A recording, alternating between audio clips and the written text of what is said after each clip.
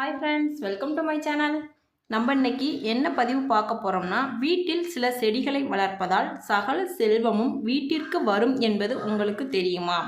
அப்படி செல்வ கடாட்சம் பெருக வீட்டில் என்ன செடிகள் வளர்க்கலாம் என்பதை பற்றிய இந்த பதிவு. வாங்க ஃப்ரெண்ட்ஸ், வீடியோக்குள்ளே போகலாம்.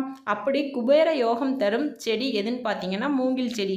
மூங்கில் செடியை நீங்கள் நிறைய இடங்களில் பார்த்துருக்கலாம். கடைகளில், இல்லை ஒரு தொழில் நடக்கும் இடத்துல, இல்லை நிறைய பேர் வீட்டுகளில் கூட நீங்கள் பார்த்துருக்கலாம்.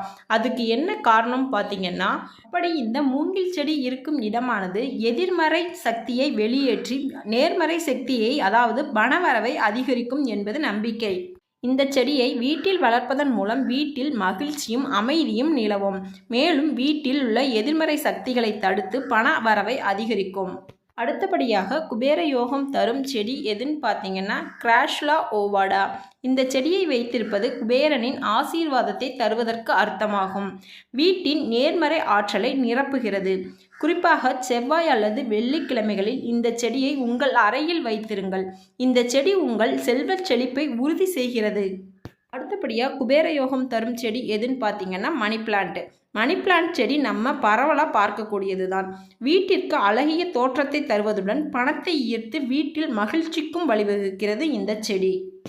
அடுத்தபடியாக குபேர யோகம் தரும் செடி எதுன்னு பார்த்தீங்கன்னா துளசி செடி. துளசி செடியானது லட்சுமி தேவியின் வடிவமாகவே கருதப்படுகிறது. வாஸ்து சாஸ்திரத்தில் துளசி செடியானது சிறப்பு பெற்றதாகும்.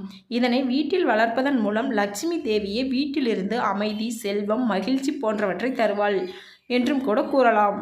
ஓகே ஃப்ரெண்ட்ஸ், குபேர யோகம் தரும் 4 செடிகள் என்னன்னு பார்த்தீங்கன்னா கிராஷ்லா ஓவாடா, மூங்கில் செடி, துளசி செடி, மணி பிளான்ட் இவைதான். ஓகே ஃப்ரெண்ட்ஸ், இந்த பதிவு உங்களுக்கு பிடிச்சிருந்தா நம்மளோட சேனலில் லைக் பண்ணுங்கள், ஷேர் பண்ணுங்கள், சப்ஸ்கிரைப் பண்ணுங்கள். நம்மளோட சேனலில் வெஜ்ஜை வச்சு நான்வெஜ் டேஸ்ட் பண்ணக்கூடிய சமையல் வீடியோக்கள் அப்லோட் பண்ணிகிட்ருக்கோம். அதையும் விசிட் பண்ணி பாருங்கள். மீண்டும் இன்னொரு வீடியோவில் பார்க்கலாம்.